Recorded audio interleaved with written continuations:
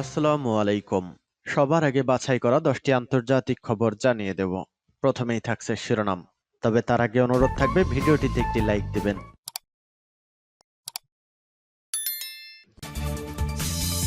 দখলদার ইহুদিবাদী ইসরায়েল এবং ফিলিস্তিন পুরোদমে যুদ্ধ চলছে। এই যুদ্ধ রমজানকেও হার মানিয়েছে। ইহুদিবাদী প্রধানমন্ত্রী বেঞ্জামিন নেতানিয়াহু ফিলিস্তিনি মুসলিমদের উপর একের পর এক নির্যাতনের সীমা যখন অতিক্রম করে দেয়, ঠিক তখনই হামাসের যোদ্ধারা ফিলিস্তিনি ভাইদের স্বাধীন করার জন্য ইসরায়েলের কলিজায় ব্যাপক হামলা চালায়। এর থেকেই শুরু হয় দখলদার ইহুদিবাদী ইসরায়েল এবং ফিলিস্তিন যুদ্ধ।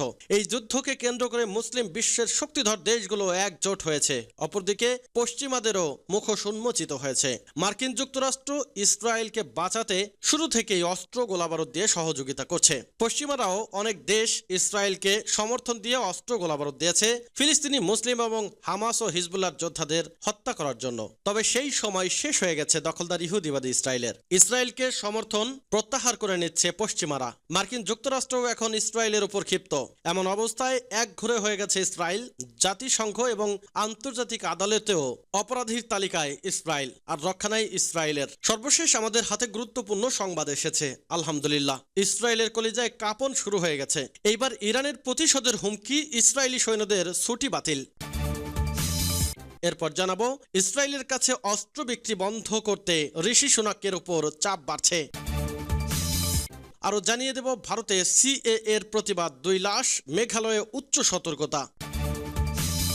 এরপর জানিয়ে দেব কৃষ্ণ সাগর নৌবহরে বড় রদবদল আনলো রাশিয়া।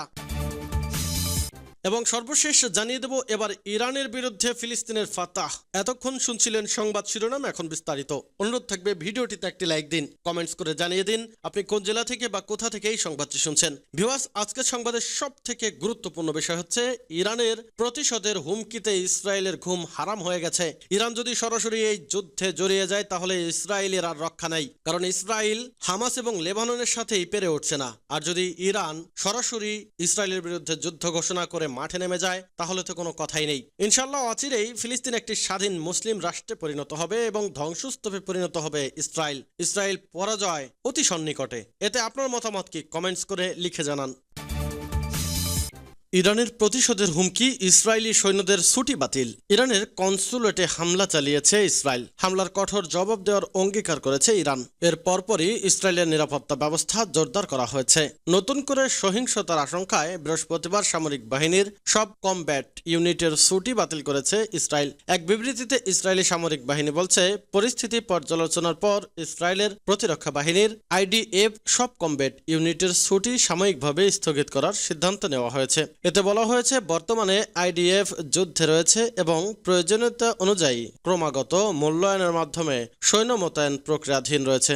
এর আগে বুধবার ইসরায়েলের সামরিক বাহিনীর পক্ষ থেকে বলা হয়, আকাশ প্রতিরক্ষা জোরদার করার জন্য রিজার্ভ সৈন্যদের খসড়া তালিকা তৈরি করছে IDF। বৃহস্পতিবার ব্রিটিশ বার্তা সংস্থা রয়টার্সের প্রতিনিধি ও তেল আবিবের বাসিন্দারা বলছে, সেখানে GPS পরিষেবা ব্যাহত হয়েছে। ক্ষেপণাস্ত্র হামলা থেকে রক্ষা করার জন্য এই GPS ব্যবস্থা ব্যবহার করা হয়। উল্লেখ্য, গত সোমবার সিরিয়ার রাজধানী দামেস্কে ইরানের একটি কনসুলেট ভবনে বিমান হামলায় 5 সামরিক উপদেষ্টা ও 2 জেনারেল নিহত হন। এই হত্যাকাণ্ডের প্রতিশোধ নেওয়ার অঙ্গীকার করেছে ইরান। ওই হামলা ইসরায়েল চালিয়েছে বলে ব্যাপকভাবে ধারণা করা হচ্ছে।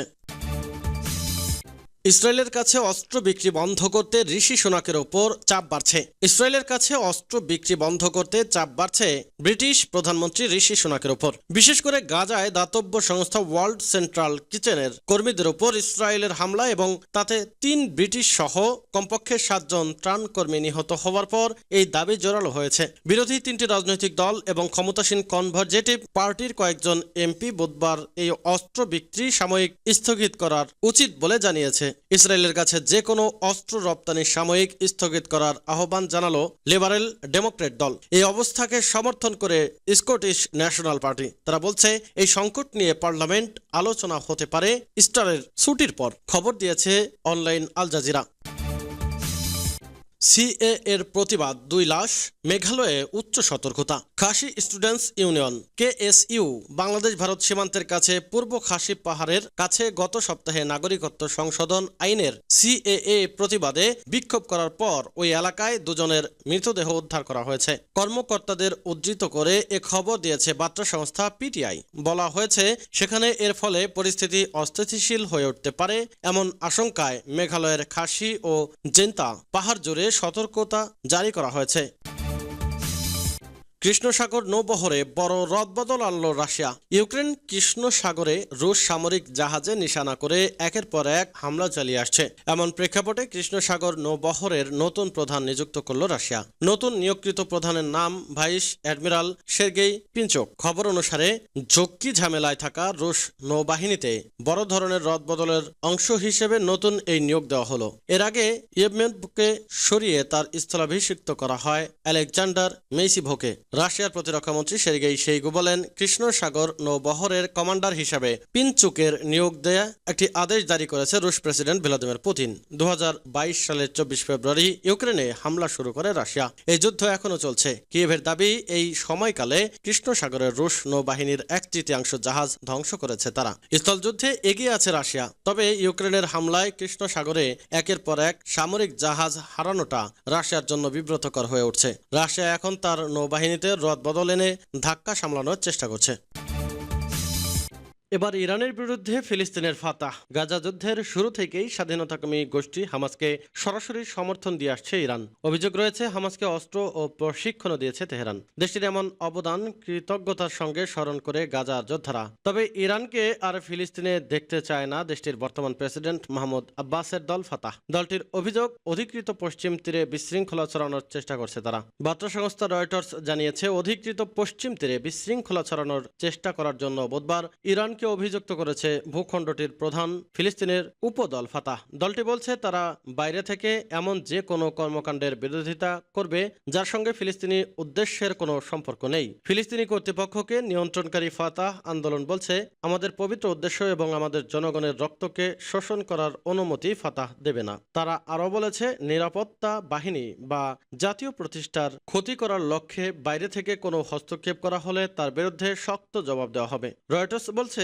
হামাস সহ ফিলিস্তিনি সশস্ত্র গোষ্ঠীগুলোকে ইরান সাহায্য করছে বলে ইসরায়েল দীর্ঘদিন ধরে অভিযোগ করে আসছে। গাজার ক্ষমতাসীন এই দলটি গত বছরের 7 অক্টোবর ইসরায়েলে নজিরবিহীন হামলা চালায়। সাম্প্রতিক বছরগুলোয় পশ্চিম তীরে তাদের শক্ত অবস্থান তৈরি হয়েছে। গেল মার্চে ইসরায়েল দাবি করেছিল পশ্চিম তীরে ট্যাঙ্ক বিধ্বংসী মাইনসহ অত্যাধুনিক অনেক অস্ত্র পাচার ঠেকিয়ে দিয়েছে তারা। অবশ্য অতীতে প্রকাশ্যেই ফিলিস্তিনি সশস্ত্র গোষ্ঠীগুলোকে সমর্থন দেওয়ার কথা স্বীকার করে ইরান। রয়টার্স বলছে, ফাতাহের এই বিবৃতি এমন সময় সামনে এলো যখন নিরাপত্তা পরিষদের চলতি মাসেই ফিলিস্তিনকে জাতিসংঘের পূর্ণ সদস্য করার আহ্বান জানিয়েছে। এই পদক্ষেপ দুই রাষ্ট্রের সমাধানের জন্য ইসরায়েলের ওপর বিশ্বব্যাপী চাপ বাড়াবে। দুটি ভূখণ্ডে বিভক্ত ফিলিস্তিন। পশ্চিম তীর শাসন করছে মাহমুদ আব্বাসের ফাতাহ এবং গাজার নিয়ন্ত্রণ হামাসের হাতে। তবে সম্প্রতি পশ্চিম তীরেও ব্যাপক জনপ্রিয় হয়ে উঠেছে হামাস। কারণ ফাতাহ যখন ইসরায়েলি আগ্রাসনেও চুপ, তখন এর প্রতিরোধ করছে হামাস, যা গোষ্ঠীটিকে গাজার পাশাপাশি পশ্চিম তীরেও জনপ্রিয় করে তুলেছে।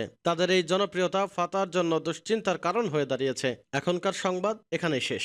সংবাদের বাইরে কিছু ব্যক্তিগত পরামর্শ এবং কথা। দখলদার ইহুদিবাদী ইসরায়েল এবং ফিলিস্তিন যখন যুদ্ধ শুরু হয়, এই যুদ্ধের অনেক আগে থেকেই ফিলিস্তিনিদের উপর ইসরায়েল বর্বরোচিত হামলা করে প্রতিনিয়তই হত্যা এবং পবিত্র আল আকসায় প্রবেশ নিষিদ্ধ করে যাচ্ছিল ইসরায়েলি বাহিনী। হত্যা, নির্যাতন, জুলুমের পরেও ফিলিস্তিনের প্রেসিডেন্ট মাহমুদ আব্বাসের দল ফাতাহ নীরব ছিল। কিন্তু মুসলিম ভাইদের উপর নির্যাতন কোনোভাবেই বরদাস্ত করতে পারেনি হামাসের যোদ্ধারা। তাই তো ফিলিস্তিনিদের স্বাধীন করার জন্য হামাস হামলা শুরু করে। বিশ্লেষণে উঠে এসেছে, হামাস ইসরায়েলের উপরে যে হামলা চালিয়েছিল তাতে সমর্থন করছে অধিকাংশ ফিলিস্তিনি। কারণ ফিলিস্তিনিরা এমন নির্যাতন, নিপীড়িত হওয়া থেকে একবারে যুদ্ধ করে স্বাধীন হওয়ার পক্ষেই অবস্থান নিয়েছে। যে কারণে হামাস যুদ্ধ শুরু করে। এই যুদ্ধকে কেন্দ্র করে এখন ইসরায়েল ভয়াবহ বিপদে। কারণ ইসরায়েলকে চতুর্মুখী ঘিরে ফেলেছে স্বাধীনতাকামী যোদ্ধারা। ইরান এতে ব্যাপকভাবে সমর্থন দিয়ে আসছে। ইরানের সমর্থিত হিজবুল্লাহ যোদ্ধারা ইসরায়েলের কলিজায় কাঁপন ধরিয়ে দিচ্ছে। প্রতিনিয়ত রকেট ক্ষেপণাস্ত্র হামলা করে নাস্তানাবুদ করে দিচ্ছে, ধ্বংসস্তূপে পরিণত করছে ইসরায়েলের সামরিক ঘাঁটিগুলো। আর এটা কোনোভাবেই সহ্য করতে পারছে না ইসরায়েল। আর ইসরায়েলকে নীরবে হয়তো সমর্থন করে যাচ্ছে মাহমুদ আব্বাসের ফাতাহ। হামাস একদিকে জনপ্রিয় হয়ে উঠছে, অন্যদিকে ক্ষমতার দম্ভ চলে যাচ্ছে ইসরায়েলের প্রেসিডেন্ট মাহমুদ আব্বাসের। কারণ মাহমুদ আব্বাস কখনোই ফিলিস্তিনি মুসলিমদের পক্ষে সোচ্চার ভূমিকা পালন করেনি, যে কারণে ইরানের বিরুদ্ধে এবার তারা বক্তব্য তুলে ধরছে। এ বিষয়ে আপনার মতামত কমেন্টস করে লিখে জানান।